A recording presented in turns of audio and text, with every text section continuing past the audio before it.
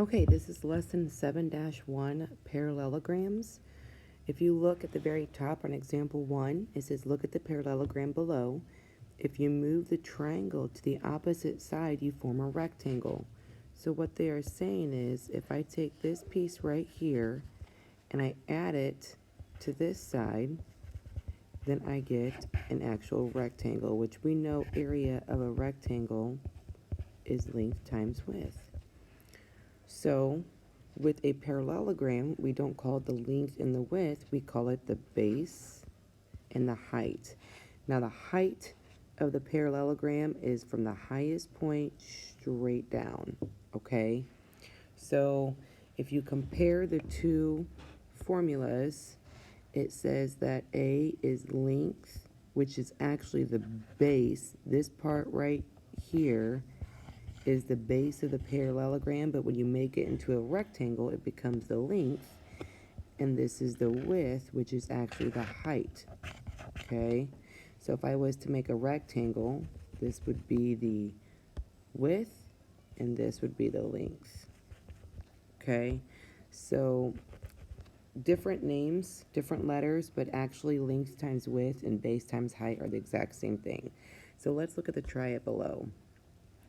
It says find the area of the parallelogram. So A equals B, the base times the height. A equals 7 times the height, which is 4 5/10. So in my calculator, if I multiply 7 by 4 5/10, you'll get 31 5/10. So the area is 31 5/10. Let's move on to example 2. Example 2 has a rhombus, which a rhombus, the only thing different about the rhombus is that all 4 sides have these tick marks, meaning that all 4 sides are 3 8/10. So what they have to do with the rhombus, if you remember I told you the height is from the highest point straight down, so 3 is actually the height, okay? So what they did was, here is my base here, and I put that in for the B, which is right there, and then my height is 3 centimeters. I substitute that in, and then your area is 11 4/10. Now on example 3, it says the area of the parallelogram. The previous 2 examples, we knew the base and the height. We didn't know the area. Well, on this one, we don't know the height here, okay? Meaning this is what we're trying to find, okay? So this is where our one-step equations come in. So area, I'm going to do in green. That's 72. So here's A. I take the A out and I substitute 72 in. And then our base is 12. So I take the B out and I substitute 12. If I was to rewrite it, it would look like this. 72 equals 12 times H. You draw your line, divide each side by 12, and you get that 6 is H, which means the height is 6. So if I substitute 6 in for my height here, 6 times 12 is 72.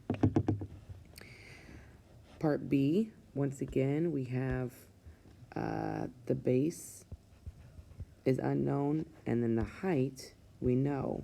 So on A, we didn't know the height. B, we don't know the base. And you still solve it the same way, okay? It says that our area is 135, so I take A out and substitute 135 in. Your base, we don't know, so we leave that B. And then my height here, as we talked about, is 15. So if I was to solve this like a one-step equation, it would be 135 equals B times 15. We know we draw a line. Inverse operation of multiplication is to divide. So 135 divided by 15, you would get 9. Now go ahead and pause this video. I want you to try A and B on the try it. Unpause it, and then I will give you the answers for A and B. Okay, so for part A, I'm hoping that you did A equals base times height. So A is 22.5 times 20. And when you plug that in your calculator, hopefully you got A is 450 millimeters squared. Okay, it's millimeters squared because it's area. We're multiplying the base and the height. Now for B, it says that the area is 65. So A equals base times height. I'm going to take my area and substitute it in for A. So I've got 65 equals, and I know my base is 13, so that's my B. So I'm going to do 13 times H. Now you should have drawn your line, divided each side so you can figure out 13 times what is 65. So when you substitute the 65 in for A, the 13 for the base, the H, 65 divided by 13, you should have gotten 5. Now to check your work, remember, I can take my 5, and if I put 5 for the H, is 13 times 5 going to give me an area of 65? And then on the first one, is this times this going to give me 450 millimeters squared? Now it's your turn to practice.